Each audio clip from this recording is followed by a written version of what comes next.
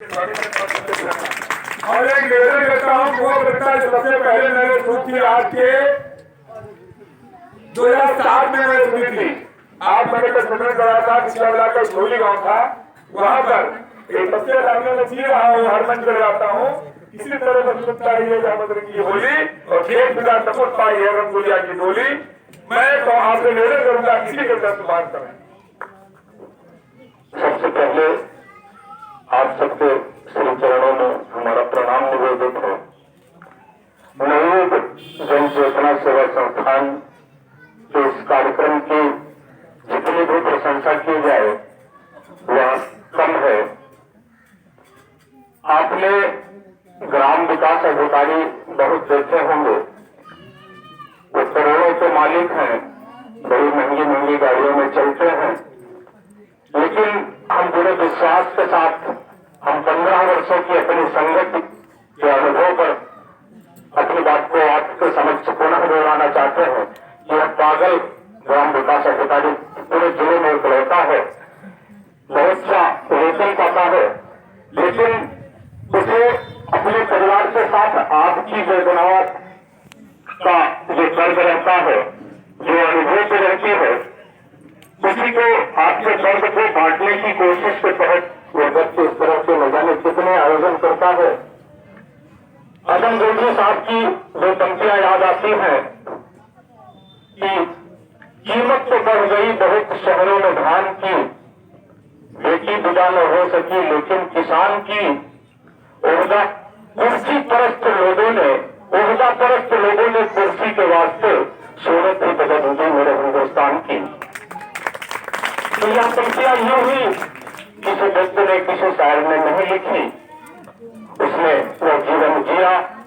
अभी आदरणीय ने बहुत मजबूत बात कही कि यह जो दहेज प्रथा है, जिसके लिए हम सब लोग रोते हैं, जिसके लिए हम सारे लोग चीखते हैं, उसके वास्तविक जिम्मेदार हम कन्या पक्ष के लोग ही हैं।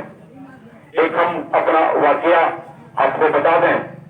अभी हम अपनी बेटी के विवाह के सिलसिले में एक घर गए थे, लड़का बैंक में था, अब हमारे बड़े भाई जिनकी बेटी है वो भी बैंक में है, तो दोनों लोगों से बातचीत हुई और माध्यम के रूप में हम उनके घर गए, बातचीत शुरू हुई। पैसे की कहीं कोई बात नहीं थी, वो बार बार हमसे पूछ रहे थे कि कैसे विवाह होगा। हमने कहा आप जैसे चाहेंगे वैसे होगा।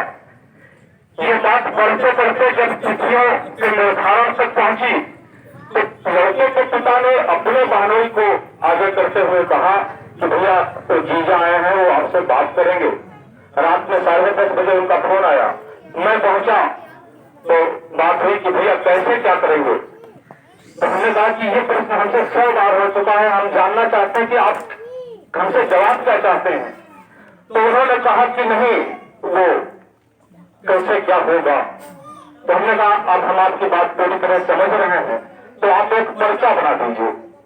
तो उन्होंने कहा पर्चा नहीं बनाएंगे, आप बता दीजिए। तो हमने कहा सामान्य तौर पर जो भी होता है, एक पिता अपनी बेटी को अच्छे घर में भेजने के लिए वो अपने सामर्थ्य से भी आगे जाकर सारा काम करता है, और हम आपसे यही वादा करते हैं कि हम अपने सामर्थ्य से आगे जाकर फिर वो इसी प्रश्न पर आए, यकीन मानिएगा उसी जगह पर हमने कहा वो रिश्ता नहीं होगा। हमने कहा हमारा लक्ष्य अपनी बेटी को अच्छे घर में भेजना है, और वो लक्ष्य हमको लगता है कि पूरी तरह से असफल है, और हम वो रिश्ता बहुत तोड़ कर चले आए। उसी के 2 माह बाद उनसे ज्यादा समृद्धशाली परिवार में उस बेटी का विवाह हुआ। तो अगर आप तटस्थ हैं कि हम सौदा करते हुए अपनी बेटी का विवाह नहीं करेंगे, तो यकीन मानिए पूरे समाज की तस्वीर बदल जाएगी, और उत्पल लाल पाल जैसे लोगों की जो मुहिम है वो सार्थकता पाएगी। हमने बहुत सी प्रथाएं छोड़ दी, ये हमें बुरे लगे इसलिए खत्म हुए। दहेज प्रथा हमें पूरे मन से बुरी नहीं लगती, क्योंकि हम अपने बेटे के विवाह में बहुत मेहनत की भूख के साथ बैठे हैं।